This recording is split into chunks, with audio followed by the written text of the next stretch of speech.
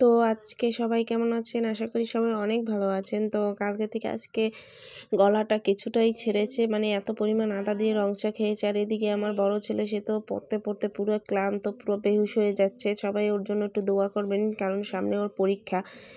তো ওকে পড়াতে বসিয়ে দিয়ে আমি এখানে পাকুড়া ভাজতে চলে আসলাম। এটা হচ্ছে মানে সকালবেলা আমরা খাবো কি, তাই ও বলল মা একটু বড়া পাকুড়া বানাও, তাই বাঁধাকপি পাকুড়া করে নিলাম।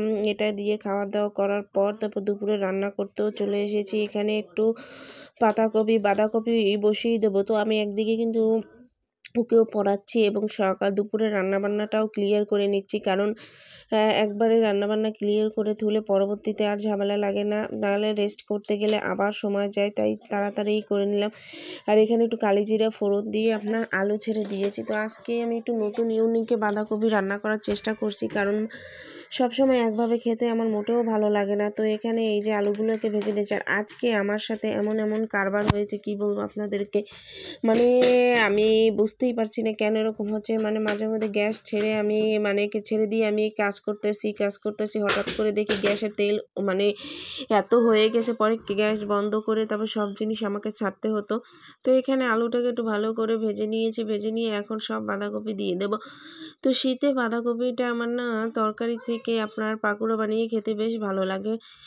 বাঁধাকপির বড়াটা বেশ পছন্দ করি, কিন্তু বাসায় ওরা মানে ওদের বাবা একটু এই বাঁধাকপি রান্না খুবই পছন্দ করে। তো যাই হোক, আমি এখানে হলুদ, লবণ, জিরা যা যা লাগে সব কিছুই দিয়ে তো সব কিছু এলোমেলো রান্নাবান্না হচ্ছিল। তো যাই হোক, ছেলেকে পড়াচ্ছি, যেহেতু ছেলের সামনে পরীক্ষা। তো যেটাই বলতেছিলাম যে ছেলের পরীক্ষা, আপনারা সবাই একটু দোয়া আশীর্বাদ করবেন যাতে ও সব কিছুতে যেন ভালোভাবে পারে।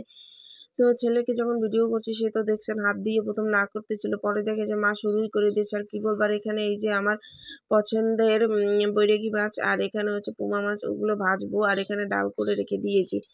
তো আজকে রান্নাঘরটা আমার যদি যে দেখতো সেই বুঝতে পারতো যে আজকে আমি কেমন যেন পাগল অবস্থা, মানে রান্না করতে গিয়ে পাগল অবস্থা হয়ে গেছে। তো এদিকে কিন্তু আমার বাঁধাকপি ভাজাও একদম কমপ্লিট হয়ে গেছে।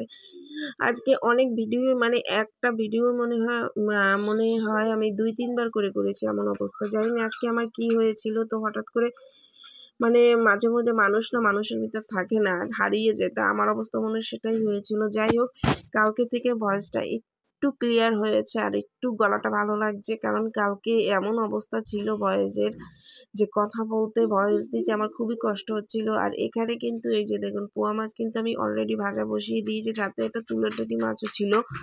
তো ঝোল করার ইচ্ছে নাই, কারণ ছেলে দেখছি ঝোলের থেকে ভাজা মাছটা খুবই পছন্দ করে, তাই ভাবলাম একটু কড়া করে ভাজা করে মাছ করে দিই, সেটা দিয়ে ভাত খেতে পছন্দ করবে। আর আমার রান্নাঘরে ডাল থাকবেই, কারণ যেহেতু ছোট ছেলে খায়, ওর জন্য ডাল আমাকে করতেই হয়। ও শুকনো খাবার খেতে পারে না, তো ওর জন্য আমাকে ডাল করতে। আর এখানে কিন্তু এই যে দেখুন, মাছ ভাজা বসিয়ে মোবাইলটা যে ধরে আছে, আমার কিন্তু খেয়াল নেই যে মোবাইল আমার হাতে আছে, এখন বন্ধ করতে হবে। মানে আজকে আমার কি হয়েছিল আমি নিজেও জানি না। তো যাই হোক, এখানে কিন্তু এই যে দেখুন, পোয়া মাছ ভাজা একদম কমপ্লিট হয়ে গেছে। এখন উঠিয়ে তারপর আমি বাকি সব রান্না করে দেবো। তো আমার ছোট ছেলে কিন্তু বারবার আমার কাছে আসছে আর দৌড়ে এদিকে যাচ্ছে, তো সেটার আওয়াজই আসতেছে। তো এখানে এই যে উঠিয়ে নিচ্ছে। আর এটাকে আমি এখন গায়ে হলুদ করব, মানে বিভিন্ন মশলা দিয়ে দেবো। তো সব কিছু দেখানো সম্ভব না, যার জন্য আমি অল্প করে যতটুকু পেরেছি ততটুকু উঠিয়েছি। আর এদিকে কিন্তু পাতাকপিটা আমার একদম রেডি হয়ে গেছে। এখন আমি এটাকে উঠিয়ে নেব। এটাকে উঠিয়ে তারপর আমি রান্না করব আমার ফেভারিট মাছ। তো আজকে ফেভারিট মাছটা রান্না করতে গিয়ে মানে বলে না, মাঝে মধ্যে আমরা দেখবেন বেশি বুঝতে গেলে তখন অবস্থা খারাপ হয়। তো এখানে কিন্তু এটা হয়ে গেছে। আর এটাকে আলাদা করে রান্না বলতে একটু সামান্য কালিজিরা ফোড়ন দিয়েছে, এই যা, আর কিছুই না।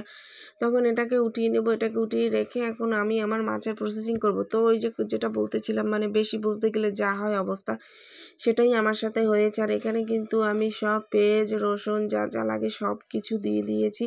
এখন ভালো করে মেখে নিচ্ছি। আর এই মাছটা এতটাই নরম হয় ধুতে গেলেই মনে হয় এটার অবস্থা কাহিল হয়ে যায়, যার জন্য মাছটা বেশি বোঝা যায় না। এই যে মাছটা একদম দেখতে পাচ্ছি, এটার কিন্তু মাথা থাকে না, মাছের মাথা ফালিয়ে দিতে হয়, কারণ এই মাছে কিন্তু প্রচুর পরিমাণে বালি খায়। তো এটাকে আমাদের এই অঞ্চলে বৈরাগী মাছ বলে, আর কোন অঞ্চলে কী মাছ বলে আমি জানি না, অবশ্যই কিন্তু কমেন্ট করে জানাবেন। এখানে কিন্তু আমার তেলটা একদম গরম হয়ে গেছে। এখন আমি মাছটা দিয়ে দিয়েছি। আপনারা মাছটা দেখে বুঝতে পারছেন কি না আমি জানি না। আমার আগের একটা ভিডিওতে অবশ্যই মাছটাকে আমি দেখিয়েছি, সেখান দিয়ে আপনারা দেখে নিতে পারেন।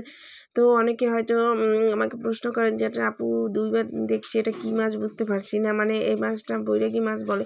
তো এই যে দেখুন, এই যে এই অবস্থা করেছে, মানে একটু ঝোল ঝোল করার জন্য আমি ভুল করে কতখানি জল দিয়ে দিয়েছি। মানে ওই যে বললাম না আজকে যেন কি হয়েছিল, মানে আমি নিজের মধ্যেই ছিলাম না। তো এখানে এই যে ভুল করে জল দিয়ে দেওয়ার কারণে এই যে দেখুন এখন এমন অবস্থা হয়েছে, মাছ চিনে আসছে না, মনে হচ্ছে যেন আমি লইট্টা রান্না করতে এসেছি, বুঝছেন।